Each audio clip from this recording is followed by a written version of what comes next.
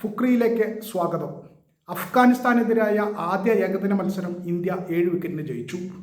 മഴ മൂലം 25 ഓവറായി വെട്ടിച്ചുരുക്കിയ മത്സരത്തിൽ 195 റണ്ണായിരുന്നു ഇന്ത്യക്ക് മുന്നിൽ വിജയലക്ഷ്യമായി അഫ്ഗാനിസ്ഥാൻ വെച്ചത്. ആ വിജയലക്ഷ്യം 22.5 ഓവറിൽ വെറും 3 വിക്കറ്റ് നഷ്ടത്തിൽ ഇന്ത്യ നേടിയെടുത്തു. ഇന്ത്യക്ക് വേണ്ടി അവരുടെ ക്യാപ്റ്റൻ ശുഭ്മാൻ ഗിൽ 84 റണ്ണെടുത്ത് പുറത്താകാതെ നിന്നു. KL രാഹുൽ 39 റണ്ണെടുത്ത് പുറത്താകാതെ നിന്നു. ഇഷാൻ കിഷൻ 34 റണ്ണെടുത്തു. നേരത്തെ ടോസ് നേടിയ ഇന്ത്യ അഫ്ഗാനിസ്ഥാനെ ബാറ്റ് ചെയ്യാൻ വിടുകയായിരുന്നു. അഫ്ഗാനിസ്ഥാൻ ഈ നിശ്ചിത 25 ഓവറിൽ 24.5 ഓവറിൽ തന്നെ ഓൾ ഔട്ടായി 194 റണ്ണാണ് അവർ അടിച്ചത്.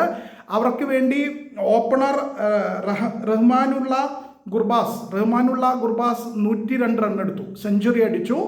അതിൽ കൂടുതൽ വേറെ ആരും കാര്യമായിട്ടൊന്നും ചെയ്തില്ല. ഹഷ്മത്തുള്ള ഷഹീദി അവരുടെ ക്യാപ്റ്റൻ 27 റണ്ണെടുത്തു. അസ്മത്തുള്ള ഒമർ സായി 26 റണ്ണും എടുത്തു. അതാണ് പിന്നീടുള്ള സ്കോറുകൾ, പ്രധാനപ്പെട്ട അവരുടെ സ്കോറർമാർ.